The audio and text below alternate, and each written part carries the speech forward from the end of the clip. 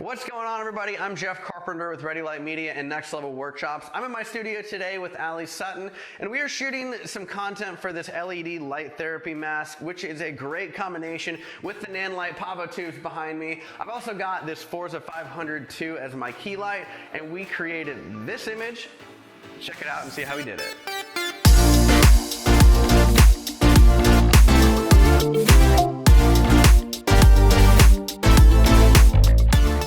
A few weeks back, the folks at Artemis Mask reached out to me and they wanted some product images, but rather than just creating your standard e-commerce product shots, they wanted me to create some colorful, eye-catching shots that focused on the LED aspect of the mask itself. So my thought right out of the gate was shoot with RGB lights. So I got out the Nanlite PavoTubes and I was able to match the colors of those to the LED mask itself. And I also left those in the frame to kind of create some interest in the background.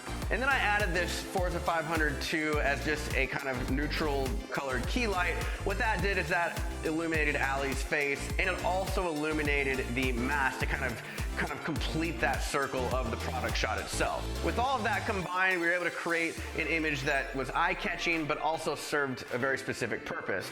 Now, to really kind of bring that all home and, wrap it all in a nice little bow, I added a couple other things just to kind of add some interest to the shot. So the first thing, I took a phone and I just held it underneath my lens and kind of got some reflections from the PavoTubes to kind of fill in the bottom half of that frame. And then I also used a sandwich bag, just your standard from the grocery store. It comes in like a 100 pack for $2.